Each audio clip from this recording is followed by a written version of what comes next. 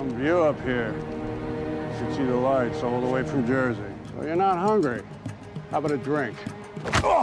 The negatives. I drop you. Well, the thing is, I'm not really scared of heights.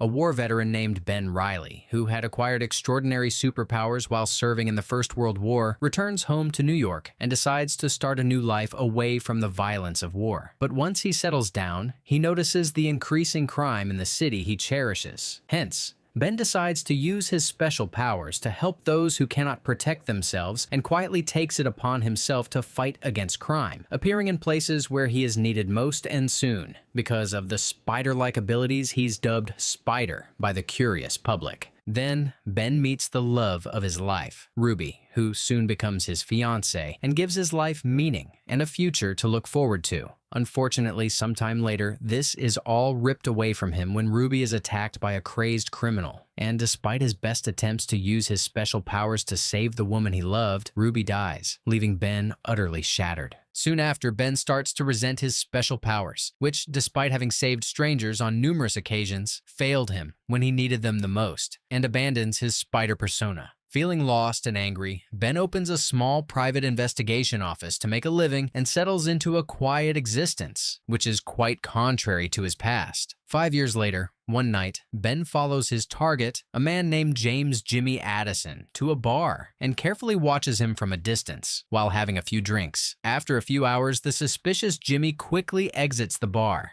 You keep following me, it won't end the way you want it to. Ben starts chasing James, who runs as fast as he can to get away, but is soon hit by a car that seems to have come out of nowhere. Sorry, pal. Hey, don't do it, Addison. Ben continues his run and soon finds the duo. I tried to warn you. Whoa. Now you're gonna burn. As an explosion ensues, Ben drags the man who had hit him with his car only a few minutes ago to safety, goes through his wallet to learn his identity, and is surprised to learn he's also a private investigator named Patrick Donegal. Oh, that man was completely on fire. Who hired you? Guy named Winston? Yeah. The next morning, Ben goes to his office and updates his secretary, Janet. Addison's dead. You open? No. Yes. It's about my wife. $10 a day. Plus expenses. Later, Ben meets with his journalist friend Joe Robbie Robertson. Some other mobster is finally making a move on Silvermane. The old bastard escaped. I can't help but wonder what Ruby would think if she heard you talking like that. At the mention of her name, Ben is momentarily transported back to the fateful day and winces as he relives his fiancée's last few horrific minutes, but somehow manages to keep his emotions in check and concludes his meeting. Ben then calls Patrick and sets up a meeting to discuss the events of the previous night. Feels like that could be trouble coming down the tracks or an opportunity worth pursuing. That evening, while reading Robbie's article in the evening newspaper, which announces that Silvermane had survived the fire at his house, detailing the horror Silvermane had inflicted on the city since the disappearance of Spider, and warns everyone to be wary of his rampage, Ben surveils the woman at the Red Cliff. Then, Ben follows her to the top floor, sees her arguing with her suspected lover, and using his special gift, intervenes to stop the man from attacking her and flees the area. The next morning, Ben rushes to his office to meet Winston, the man who hired him to investigate Jimmy. You told me you know where Addison is, so take your money and talk. The other PI you hired told me you offered him 50, so I'm not telling you for a penny less than 200. How about 38 reasons? As planned, Patrick and Ben follow Winston when he leaves the office, and he inadvertently leads them to Silvermane. Pay him whatever he wants. The boys are convinced. Find Addison. Then, reflecting on the surprising turn of events, Ben returns to his office and finds Janet developing the pictures he took at the Red Cliff. Am I crazy, or is that the goddamn mayor of New York? Like I said, your wife was alone the entire night. You're a very lucky man. Now go home. Good move. Hoping to get some insight, Ben meets Robbie at a hospital, where he's researching his next story. Say, does this look like a guy who died in a fire to you? James Addison. Shit. Then, Ben searches for Patrick, hoping to get to him before others do. Unfortunately, unbeknownst to Ben, Patrick is captured by Silvermane's men. He's dead. Sorry, boss. Do you know? I shot him dead. Silvermane then brutally murders Patrick and proceeds to leave. Go to the morgue. Make sure Addison is really dead. Elsewhere, Ben goes to the alcove and, while waiting to meet with Patrick, quietly enjoys Kat's performance. Do you mind? Please. I'm trying to help you. I thought you might find that useful. And perhaps tomorrow we can discuss the price of the negatives over lunch. Then, as Ben leaves the alcove, he is followed by Flint. An intense fight ensues, and Ben beats Flint and knocks him out. However, he's soon confused to see Flint, who is now covered by sandy patches and starts transforming. Flint then gets up, attacks Ben, and throws him off the roof, which forces Ben to use his gifts to return and gain the upper hand. Are you okay? What happened? What the hell is this? Just leave us alone, please. Here are the negatives on the house. The next morning, still confused by what had transpired the night before, Ben updates Janet. Ben invites Kat into his office to discuss the case. Are we going to talk about the fact that he turned into some kind of sand monster? What I know, she knows. So do you have any clues as to what's causing this to happen? Elsewhere, Silvermane meets with Winston at his hotel. All due respect, you don't pay me what you pay me for my charm or disposition. If you could set yourself on fire like Addison, then you have a shot. Meanwhile, from his apartment, Robbie calls his old job. It's the biggest story in years. There hasn't been anything this big since the spider. It'll be worth his while. Later, Ben goes to Flint's apartment, cautiously sneaks in, and as he looks around, he finds an old picture showing that both Flint and James had served in World War I together. Then, as Ben reflects on this discovery, he hears a knock on the door from Winston and hides in the closet, from where he uses his gifts to hide evidence of his presence, and he closes the door firmly using his spider webs. And I got a pretty good idea why. You think he got a new lady? That why he ain't coming to poker lately? That evening, Ben goes to the alcove to speak to Kat. What about this guy? You ever come around the alcove, visit Marco? So's the PI that shot him. What can I say? Unbeknownst to anyone, Flint stands on the roof of a building and watches Ben and Kat from a distance. That evening, as Ben returns to his apartment, he's ambushed by Silvermane's men, who then proceed to take him to their boss. Oh! Where'd he go? Check the side. The boss ain't gonna like this. Yeah, he wanted us to bring him in. The next day, while attending the mayor's, Alfred Morris's re-election speech, in which he promises to end prohibition, Robbie and Ben catch up. There goes his audience. As God is my witness, you'll never go thirsty again. Then, to do some more research on his story, Robbie visits a dilapidated neighborhood looking for James's wife, Vera Addison, and meets James's old friend, Lonnie Lincoln. You're looking for Vera Addison? Know where she is? How did he die? There was an explosion, and do you know where I can find her? Try the Jeffrey Hotel. Meanwhile, Silvermane's men visit Janet at the office. Janet, did they hurt you? I care about you, Ben, but not enough to die for you. Terrified by what happened to Janet, Ben spends the whole day alone in his office, thinking about Ruby and her death, and promises to protect Janet from facing the same fate. He then spends hours trying to come up with a solution to get Silvermane off his back and keep the people closest to him safe, to no avail. Hence, after hours of reflection, Ben admits to himself that the only way to put a stop to the most notorious gangster in town was by becoming Spider, and heads to his old apartment to retrieve his special box. Hiya, I'm Pete with maintenance. Sorry about the leak, it'll be no problem. Bathroom's that way. Then, Ben breaks the bathroom wall, finds the box he had hidden 5 years ago, and quickly disappears through the window. Elsewhere, Robbie goes to the hotel to speak to Vera. I just told you your husband died. People grieve in different ways. James was a lot of things, but not the type to cut and run. As far as I'm concerned, James dug his own grave and now he's lying in it. A couple of days later, still sad by what he heard, Lonnie updates Flint. Jimmy Addison's dead. What? Wanted to know who hired him to kill Silvermane. Later, Silvermane is escorted to personally supervise the new deal he made, and as he approaches the docks, his men are ambushed by Spider, who shows up out of nowhere and neutralizes each of them quickly. In a while. You've done well without me around. If you mess with Riley or any of his people, I will kill you. Ben returns to his office, and overwhelmed by the whole ordeal, he sits back to process everything. But before he can, he receives a call from Robbie. Ben remains seated for a few more hours, disheartened by the turn of events that led him to inadvertently rescue his enemy from the clutches of the law, scolding himself for not being more patient. The next morning, Ben invites Janet back to the office and assures her that she has nothing to worry about. Soon, Robbie joins them, and they start discussing the recent case. This guy couldn't have served directly with Addison and Flint. This discussion is interrupted by an aggressive knock on the door by Silvermane's men, which shocks Janet, who proceeds to get her gun. I believe you owe the lady an apology. Come on, Riley, I've got a job for you. I'll take... Same somebody tipped off the cops about my booze shipment. People lie, Riley. Only money tells the truth. Hoping to understand his new client's cryptic message, Ben inspects the retainer money he gave him closely and finds more than he bargained for. Bingo. Crafty marks all of his bills. Nice catch, Ben. Ben then goes to the hospital to learn more about the raid. Jones? What the hell did Jones say? I get orders like everybody else. Think you can say no to the chief of police? After all, patrolman only goes where he's told, right? Glad someone understands how it works. Elsewhere, Robbie goes to the dilapidated neighborhood hoping to interview Lonnie, but is soon shocked to see police officers suddenly swarming the neighborhood to announce their orders of clearing the neighborhood and start beating everyone. Robbie's journalist instinct kicks in, and instead of fleeing terrified, he hides and takes pictures of the brutal ordeal. A few minutes later, Robbie gets the shock of his life when he sees Lonnie, who suddenly transforms and displays super strength, defending himself in his neighborhood from the ambush by attacking the officers. Before he can process what he's witnessing, Robbie is even more shocked to see Flint use his powers to come to Lonnie's aid and take on the numerous officers. Keeping his shock in check, Robbie captures everything. Elsewhere, with the help of Janet, Ben locates Carmody's apartment, heads there, and despite the old man's resistance, barges in. Nobody hired me.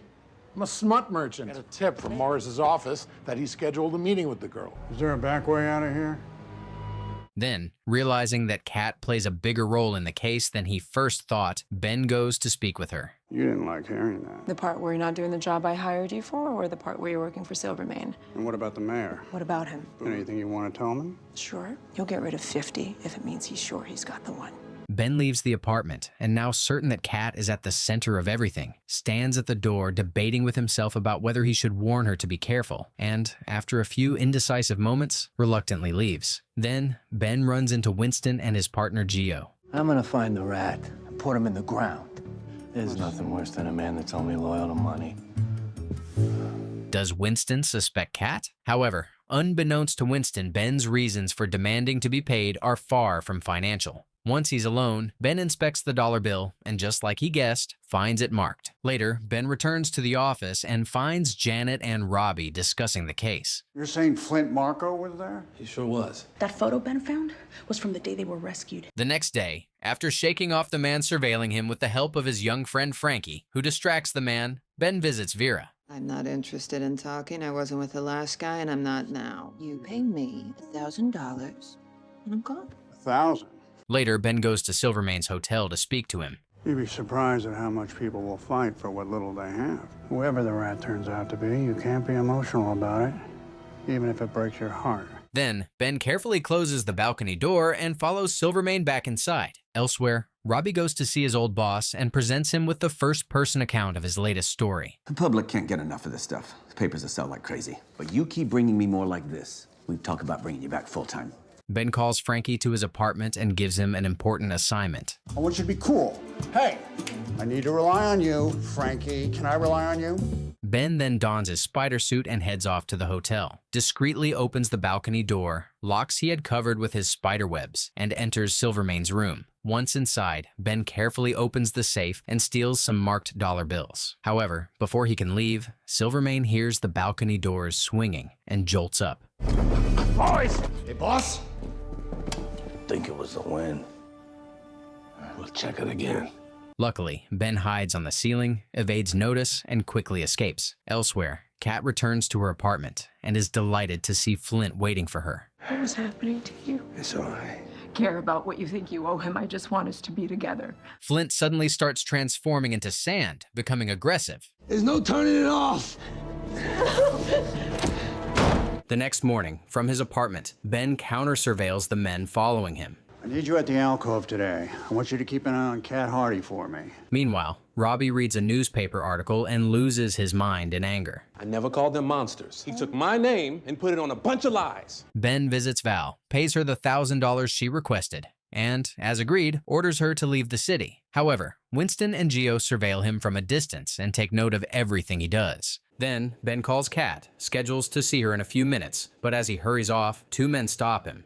I want a line to the Spider. Whatever your deal is with him, that's your business. Didn't he bankroll your first campaign? Just get me in touch with the Spider. Make yourself a new friend. Ben then heads to Kat's apartment building. Where the hell you been? She took a cab to Penn Station 10 minutes ago. Why are you here? You really aren't a very good detective, are you? Before Ben can learn the truth, Winston and his men arrive and proceed to haul him away. Should have known you were in it together. Now the boss can take care of both of you. The group then meets Silverman, who has prepared a freshly dug grave. Looks like Riley was in on it. The guy with all the answers. This is Addison's widow. She's also the only person that knows who hired her dearly deceased husband. It's a good story. I'll give you that. You got proof? Where does your money come from, Winston? Suddenly, everything flashes in Winston's mind, and he realizes what must have happened. Only money tells the truth. Here's him. Before he can even finish his sentence, Winston is fatally shot by Silvermane and falls back into the grave. Later that night, as if nothing out of the ordinary had happened, Ben and Silvermane head to the alcove and watch Kat's performance. Did you use someone like you on my payroll? Why is he running raids on your booze shipments? Beautiful song. You wrote it? Enjoy the spot whiskey.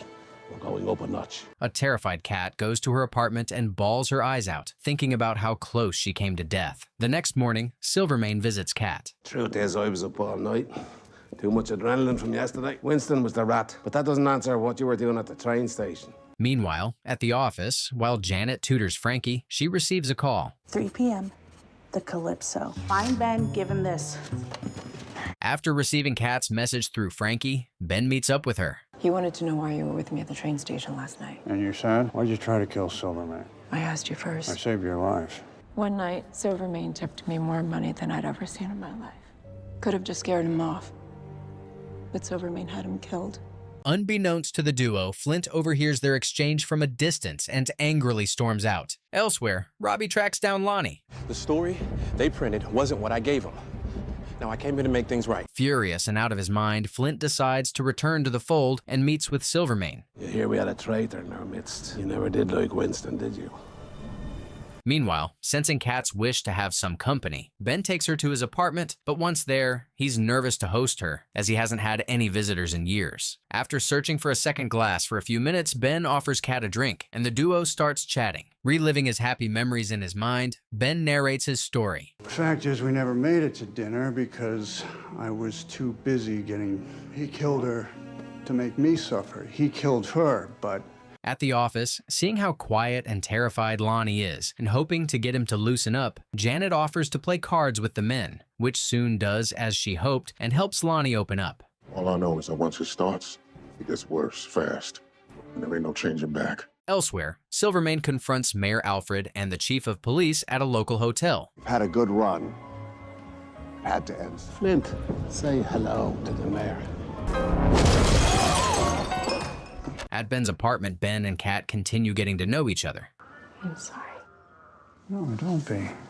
A few minutes later, the duo's conversation is interrupted by a shocking alert on the radio. One of these super-powered monsters is terrorizing the Diamond District. As soon as Kat storms out, Ben grabs his gear and calls his office. Grab your camera and head down to the Diamond District right now. Spider then rushes to the Diamond District, hoping to stop Flint from causing more chaos. Oh, I thought you were someone else. Yeah, I thought you was dead, huh? What are you doing here?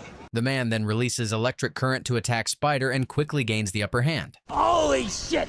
You guys see that? Unbelievable. As the brutal fight continues, Spider sees the man charging himself and storing electrical power for the fight. Quickly, shuts off the power in the area and defeats him in the ensuing fight. Still got it. Yeah, I told you that. Silvermane won't like this narrative. Ben returns home, and just as he sits down to take a much-needed rest, Kat arrives. What happened to your face? Walked into a door. Just tell me one thing. Hoping to test her theory, Kat throws herself out of the window, and just as she suspected, Spider rescues her, and the duo kiss. Ben and Kat head to a nearby diner to chat, and Ben recounts what he had seen and how he gained his power in the final days of World War I. It took some time at first just to relearn how. During the war, Ben and a couple of soldiers rush inside and find a group of imprisoned soldiers, and after a massive gunfight with the German captors, manage to free them. Then, Ben and a private named Smith continue deeper into the compound and are horrified to see a room full of soldiers being experimented on. Then, Ben approaches one of them and is horrified to see that the soldier has mutated. But before he can react to this, the mutated half-spider soldier bites him. What do we do? Burn it. Burn it all! Afterwards, the soldiers prepare to take a picture of the one Ben had discovered at Flint's home. But Ben, who's disoriented as a result of the bite, is unable to join them and sits on the sidelines to take some rest. But I managed to suppress them most of the time. At present, Robbie goes to see his old boss, Walter, with an article he wrote about the Spider and his electrifying foe, Dirk Leiden. It's electricity. He's a conductor. Oh, no, the issue wasn't one of comprehension. Robbie then negotiates to get his job back at the Daily Bulge and quietly celebrates his feat at his table. Elsewhere, now Silvermane's right-hand man, Flint, visits Lonnie. There's room for one more, brother. No offense. Later at the office, Janet and Robbie share what they have discovered with Ben. Take a look at these. 4 veterans, all from the same POW camp. The war ended 15 years ago. The question isn't what happened to them then. At the alcove, while waiting for Flint, Silvermane chats with Kat. You feeling a little unappreciated, Finn? Well, maybe I am.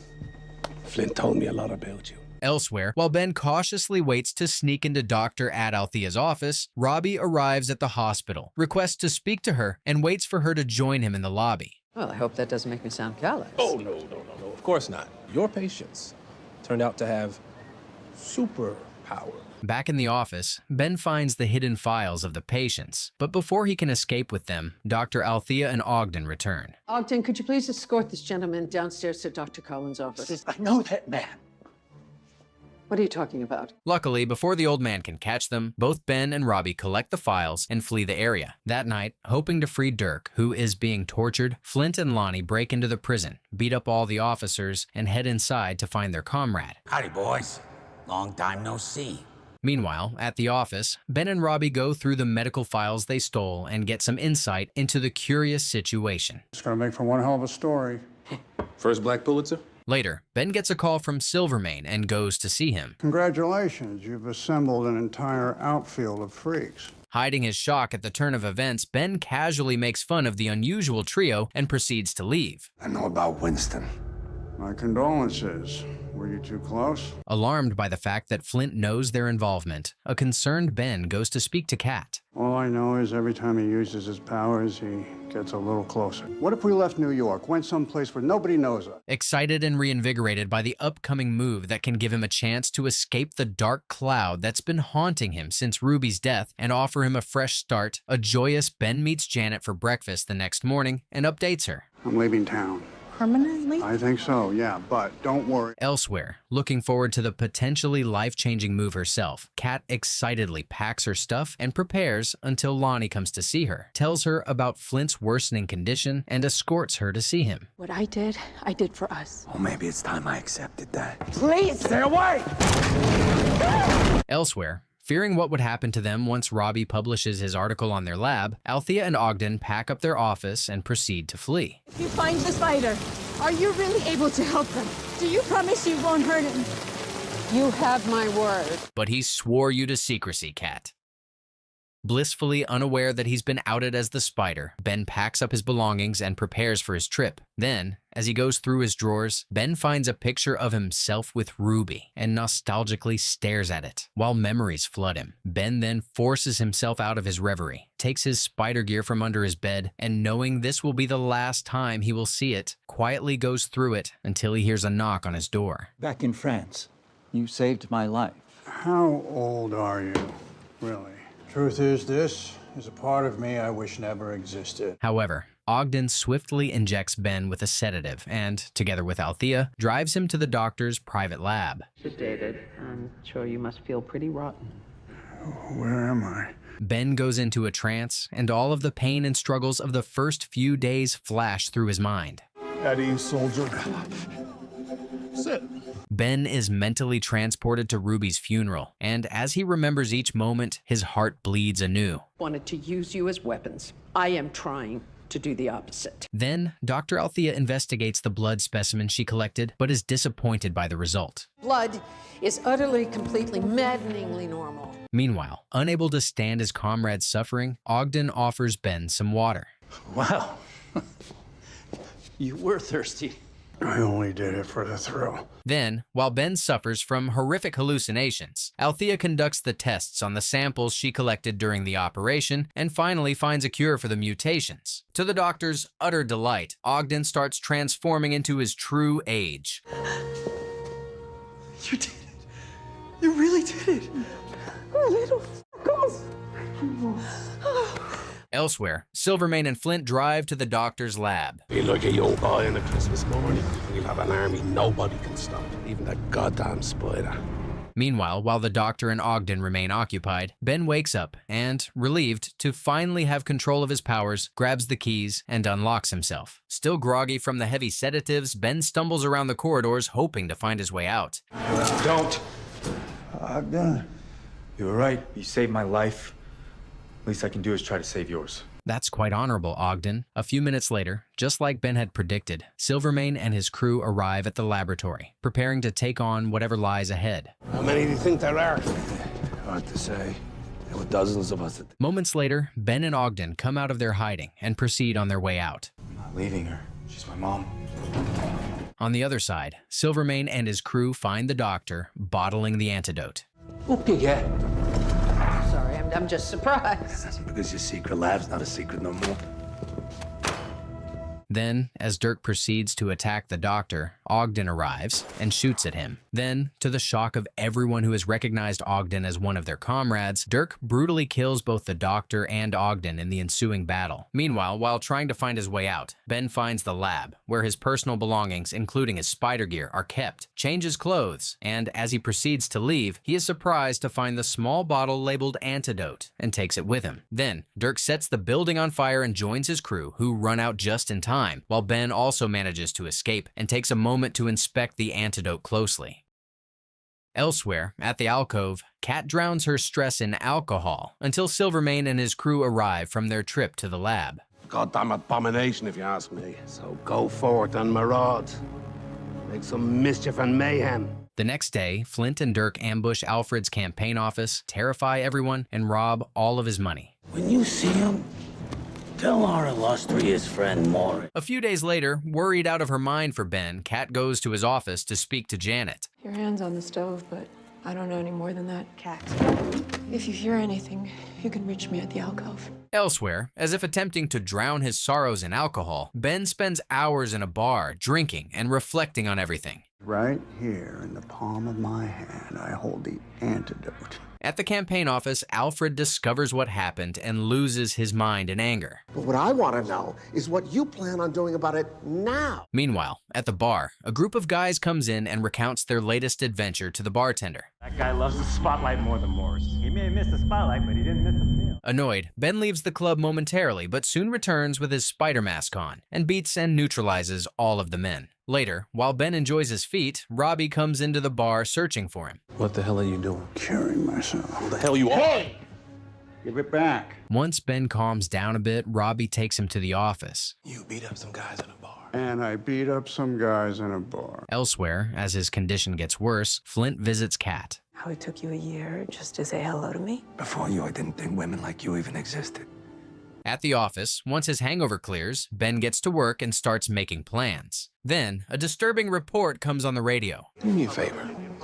Let me talk to him before you swoop in and make it a fight. Hoping to talk to the poor soldiers who believe they have nothing else to live for, Robbie goes to the warehouse to speak to them and finds Silvermane's men campaigning for Alfred's competitor, Hudson, and giving away free booze to support their cause. Save your breath. I pick my side. This is how it is now. Then, a brutal fight ensues between Spider and Lonnie, who has completely misinterpreted Spider's intention. During the fight, Lonnie gets the upper hand and beats Spider terribly. Hoping to end Lonnie's misery once and for all, Spider tries to inject him with the antidote, but fails miserably as the needle bends. Luckily, just as Spider's about to give up, Robbie comes out of nowhere and gives him the medication, which quickly works and instantly cures Lonnie. Seeing Lonnie transforming back and losing his powers, the police, who had no chance against him so far, use the opportunity to attack him. As Lonnie struggles to to keep up the fight, Robbie comes with a car, rescues both Lonnie and Spider, and flees the area. Wanna know why I'm helping you out? I owed you one. Robbie drives to his place and, with the help of Lonnie, carries Spider inside. And while he rests, Lonnie tries to understand what just transpired. Oh, no. Are we still fighting? No, we're good. Lonnie takes a few minutes to wrap his head around everything that happened and the implications, and suddenly realizes that he has just gotten a second chance in life. Hence, feeling liberated, he proceeds to leave, ready to finally start living. Elsewhere, word gets around quickly, and both the mayor and Silvermane learn about what happened. Stuck him with one of these. Right in the eye. And with some sweet, oblivious antidote. This can't end well. After his men leave to search for Ben while spending time with Kat, Silvermane gets the time to reflect on everything that happened. Never be satisfied. Don't accept what you're given. That's my advice to you. Kat quietly listens to everything the boss says and, seemingly inspired to take matters into her own hands, waits for him to leave, calls Janet, and asks to see her discreetly. That's for Ben. Ben put everything on the line for you. And you use that to betray him. I can make it up to him. If he gives me the antidote, I can inject Flint and Dirk with it. Elsewhere, together with a couple of Silvermane's men, Dirk and Flint surveil Ben's office, hoping to find him as soon as possible. Isn't that his secretary? Oh, yeah. She's nice. Janet gets to the office and finds Frankie waiting to update her. Robbie says heave, but run through the ringer. Didn't hear from me, but your boss Riley's in hot water. Janet hurries back out of the office and rushes to Robbie's place, inadvertently leading Silvermane's crew to Ben. Alive. But he still doesn't have his powers back. A few minutes later, the group arrives at the apartment, and Dirk and Flint bang on the door. Why do I feel like I've met you before? Because we have a few nights ago. Ben is taken to meet Silvermane, who is accompanied by Kat, and seeing Kat, the woman he had planned on starting over with for the first time after her betrayal, distracts him. You want me to pay you, but you want to continue living after the fact? Quite troubled by their boss's request, Dirk and Flint hold their breath and await Ben's response. You'd be wise not to, that's for sure. Why do you want the spider anyway? What's the plan here, Ben? Unexpectedly calm for a person in his peculiar situation, Ben gets up and goes to pour himself a drink. What the hell is going on? I'm earning myself some traveling money. I'd invite you to join me, but we know how that goes. Suddenly, Dirk finally realizes where he recognizes Ben from and proceeds to address him.